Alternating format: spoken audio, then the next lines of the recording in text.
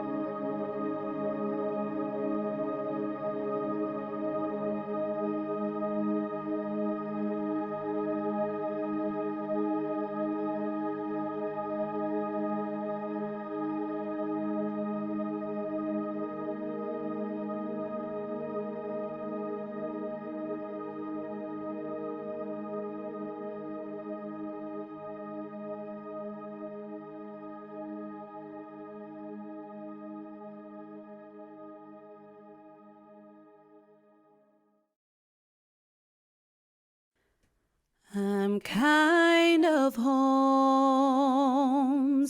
for a country to which I've never been before. No sad goodbyes will there be spoken, for time won't matter anymore. Beulah land, I am longing for you, and someday on thee I'll stand, where my home shall be eternal. Beulah land, sweet Beulah land. I'm looking now across the river, where my faith is gonna end in sight. There's just a few more days to labor, then I will take my heavenly flight.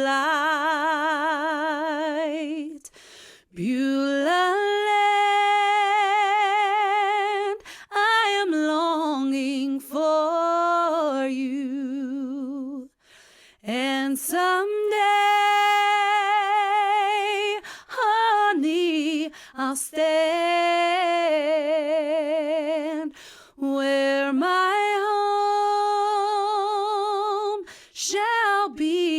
eternal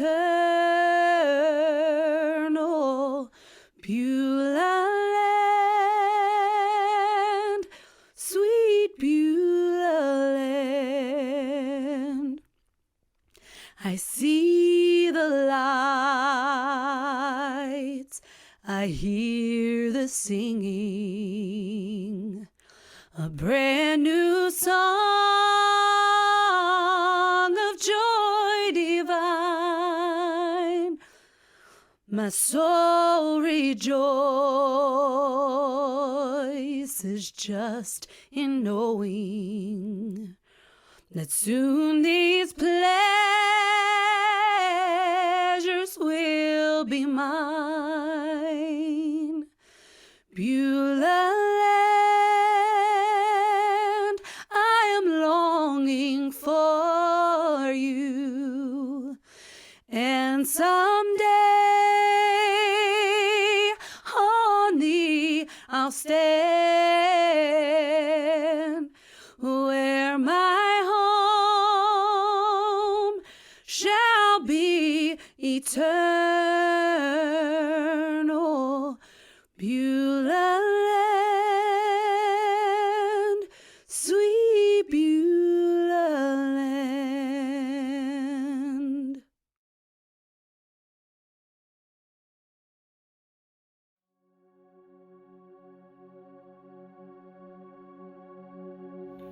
There we go. All right. Hey, church family. Oh, you're reading. Hey, well, it's good to be here with you guys to study. Last week we didn't do our Devo. Nate and Heather did. Ago. So 2 weeks ago. 2 weeks ago last week we didn't do it. Sorry. Yes. Okay, we've been in Genesis though. If you can think 2 weeks back, we've been in Genesis chapter 3, and we're just going to keep going. So we're going to be reading Genesis chapter 3, verses 16 through 19. We're also going to take a look probably at Psalms 104 and 1 Corinthians chapter 15. But those are ideas that are supporting what we're seeing in Genesis. So before we go, we want to just pray, and then we'll read through and have at it. Yep. All right. You want to pray? You want me to? Go ahead. I need to get the fruit snacks out of my teeth. Okay. Father, thank you for today. Thank you for a chance to read your word. Thank you for a chance to get into Genesis. We realize that there's so much grace all the way back then, even when we fell. You weren't surprised.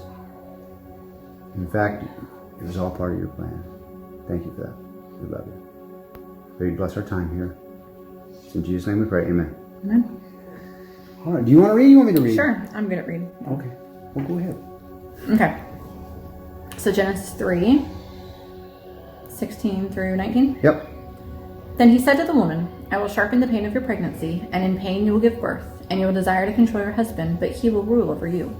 And to the man he said, since you listened to your wife and ate from the tree whose fruit I commanded you not to eat, the ground is cursed because of you. All your life you will struggle to scratch a living from it. It will grow thorns and thistles for you, though you will eat of its grains. By the sweat of your brow will you have food to eat until you return to the ground, from which you were made. For you were made from dust, and to dust you will return.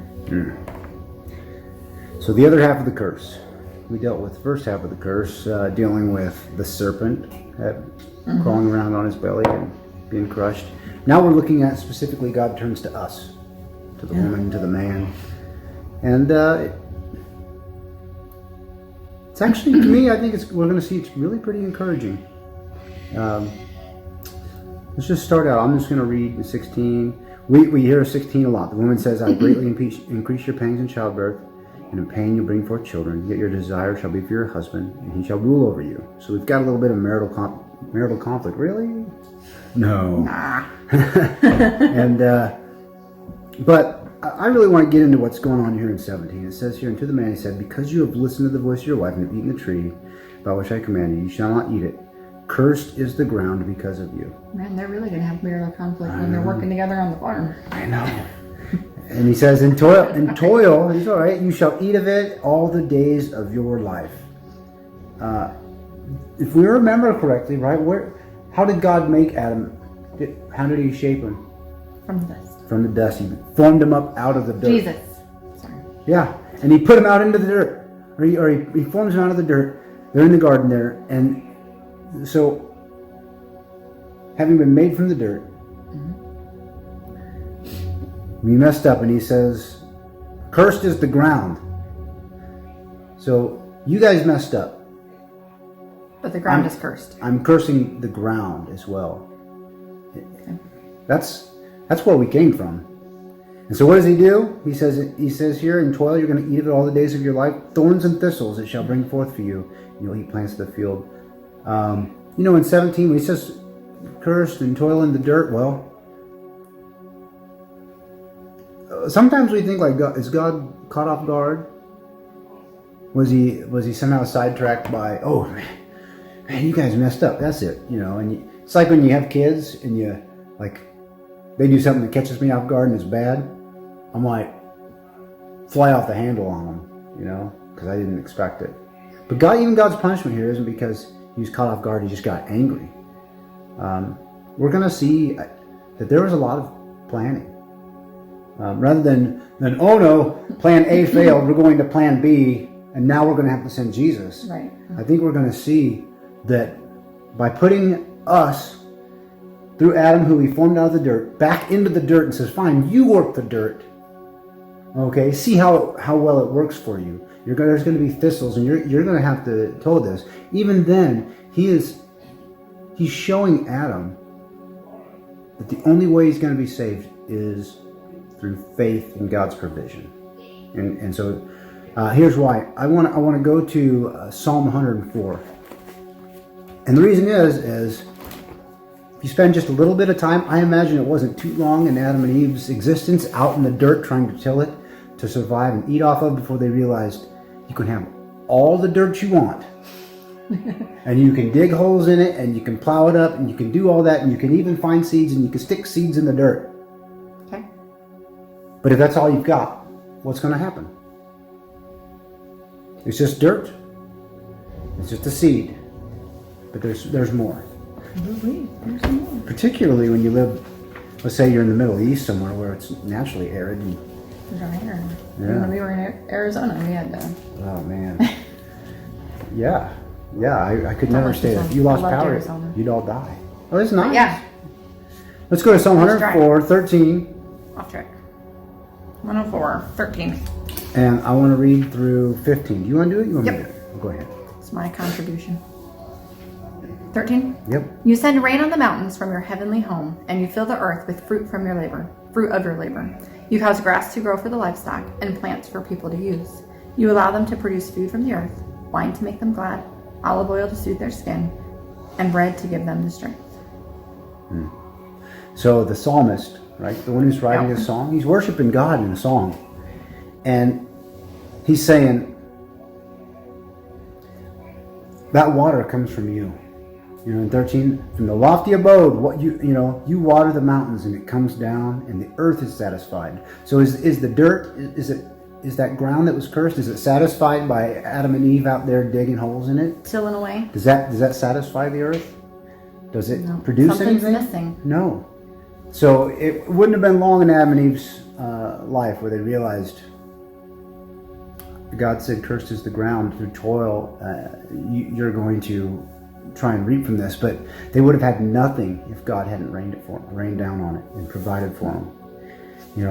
The psalmist says he causes the grass to grow for the cattle and plants for people to use. They realized you can plan for whatever you want until God grows it. And even in the midst of our hard work, Right. we still can't be successful or grow anything without God. Yeah. And it's not like he just grew, he didn't just grow, what are those little green ball, they're like little cabbages that you eat? Brussels sprouts. Brussels sprouts. God didn't just only cause Brussels sprouts to grow. Just because you don't like Brussels sprouts. I don't doesn't like mean you Brussels have sprouts. to- They're nasty. Just gotta cook them right. Yeah. Anyway, he gave abundance. The ground is cursed. We get to try and work it to no avail, and yet God rains down. He provides. He causes great things to grow. We see oil and wine and bread that strengthens the human heart. despite all of this, God says in Genesis, by the sweat of your face you shall eat bread and return to the ground, for out of it you were taken, and you are dust, and to dust you shall return. And yet he still gives us dust people. He rains down on us and blesses us and brings out good things. And we realize it's that faith in God's provision that we're saved. Adam and Eve would have realized very quickly that their salvation didn't come from digging in the dirt. It came from the rains that God provided. And I'd say just like the skin, the animal skin, God clothed them. There's a shedding of blood there. I think that Genesis is just dripping with grace and the need to rely and believe and have faith in God's grace out here in the dirt. It's the beginning of the gospel. Like it is the gospel. And this is where I grew up thinking when Adam and Eve sinned, it was God was like, oh no, plan B. Now we're going to shed blood and we're going to bring Jesus. But Paul gives us an example in 1 Corinthians chapter 15. He says, no, God wasn't caught off guard. Jesus wasn't like a reluctant plan B. We being put back out into the dirt, that creation, and us being put out into that dirt is those first seeds being planted to bear fruit. And what is that fruit? Well, that fruit is, as we see, we're being planted and we're coming to realize that it's God's grace that provides. Ultimately, God's grace provides through Jesus Christ. So let's go to 1 Corinthians 15. Hey, Pumpkin. No, what you mean? It's not ready yet. Can you say hi? Can you say hi on the camera? Hi. 1 Corinthians 15, 20 through 23.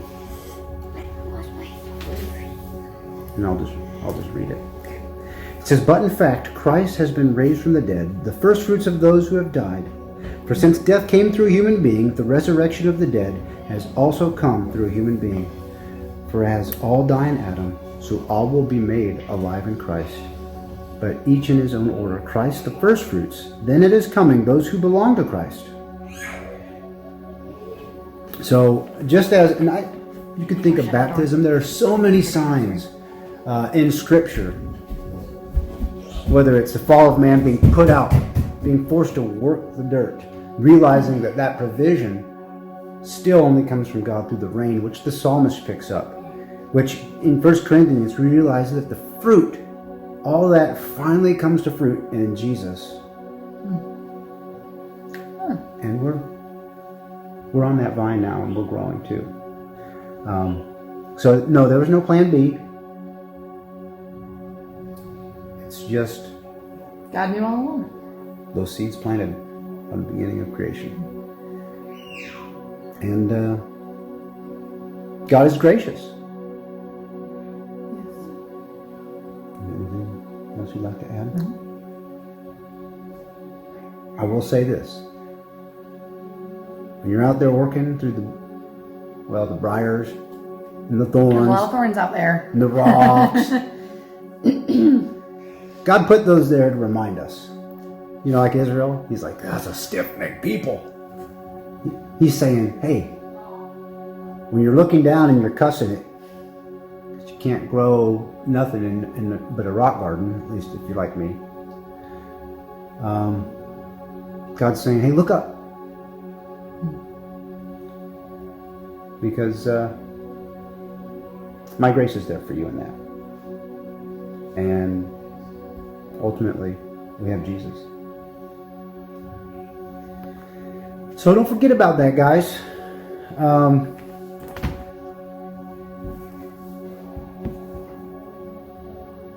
God cursed us. We deserved it. And even then, he did it only in a way that would remind us to believe in his grace and look forward to Jesus. Y'all have a great day. We love you.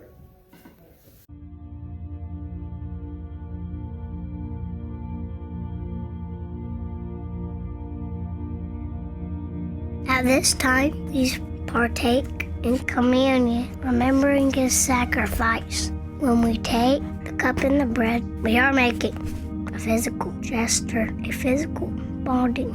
Communion is the holiest moment when we signify our oneness with Christ, failing to celebrate that communion. For doing so, infrequently conveying a vitality from a church body.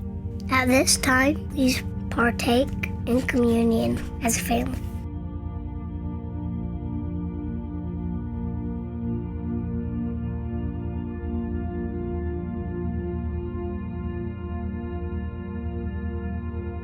During this time, we ask you go to summersvillechristian.org and click on the Give tab. This is an opportunity for you to give back to God your tithes or offerings. Giving is an act of worship. Let's worship one more time together. Thanks for joining us today. Together, we make up Summersville Christian Church. Stay informed by signing up for our text messaging alerts. Text @JoinSCC to 81010. This has been a supplement to our on-site services, SCC at Home. Give every day you live life.